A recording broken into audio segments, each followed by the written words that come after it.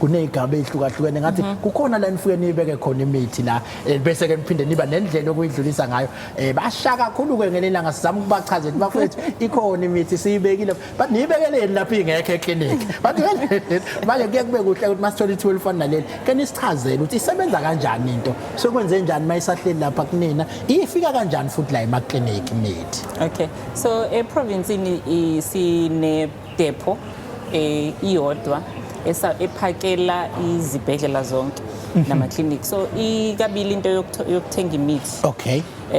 Kukhona le esithenga sigcine depot bese siba nohlelo lwesibili esibiza ngo direct delivery. Okay. So leyo I facility iyakwazi ukuthi igenerate li-order izenzele i-order layo lihambe straight liye ku supplier a deliver. Lokho kwenzela ukuthi imithi isheshe ifike kungalindwa ukuthi kusalindwa ukuthi sazosuka edepot. So sinendlela ezimbili ama clinic ke kakhulukazi wona ke athatha edepot aphakelwa idepot. So zimbili indlela zokuthenga imithi sithenga khona esigcine edepot kube khona le ezohamba go direct delivery model ezosuka straight from supplier ihambe iye facility. Kunehlelo lokuthi ke mangabe isibhedlela esithile nje basila si order ngosuku oluthile imithi izofika nini ukuze sizokwenza sure ukuthi i-chain leli al break njalo uya i-schedule yoku-order ihlale ihamba inganqamuki ukuze imithi izohlala ikhona ezibhedlela nasemaklinikhi. Ekuhambahambeni kwethu masifika la ezikhungweni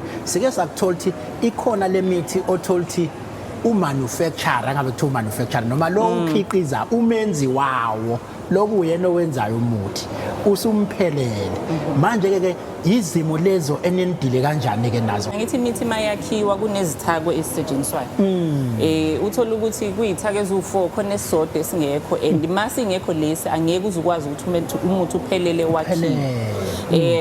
Into yokuqala sibuke mangabe imithi inama group mangabe ukuthi sithi eye BP iba akubo wodwa kuba ye BP lapha eyinhlungu nani so siyabuka ukuthi kule ukhona yini kule group esinayo isibiza nge-therapeutic alternative ukhona yini ongenza lento ebeyenziwa yilo sengasakwazi ukuthola.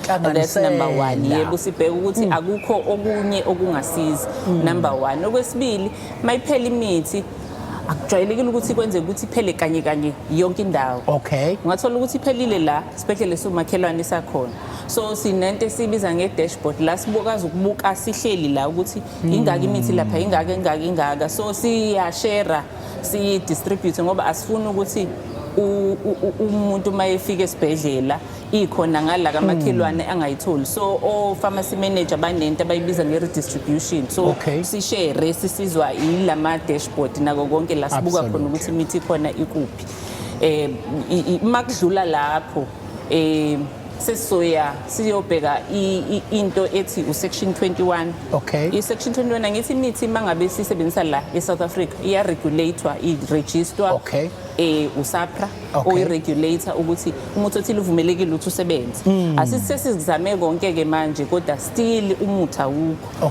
Then sizophuma siyofuna umuthi kune uhla olubizwa ngo-section 21 elisho ukuthi senze i-application eyi-special ukuthi sisebenzise umuthi ozosuka ngaphandle mhlambe kwamanye amazwe ongarejistiwe la eSouth Africa. Kodwa ke mangabe kunemithetho esilandelayo ma usesithathe lo umuthi sawusebenzisa kumuntu ngoba mhlambe kuzofanele isimlandelele ukuthi ayibanga nemphumela ebibi ayibanga nemthelela emibi ke ekutheni ithathe. Kube namakomiti ke futhi la mangabe konke lokuhluleka kufanele izobuyiselwa back kuma komiti ochwepheshe azobheka ukuthi ngoba lo usuyinkinga enkulu ngempela sishintsha kanjani ukuthi asishintshe ke sifake omunye ozokwazi ukuthi uqhubeke usisize.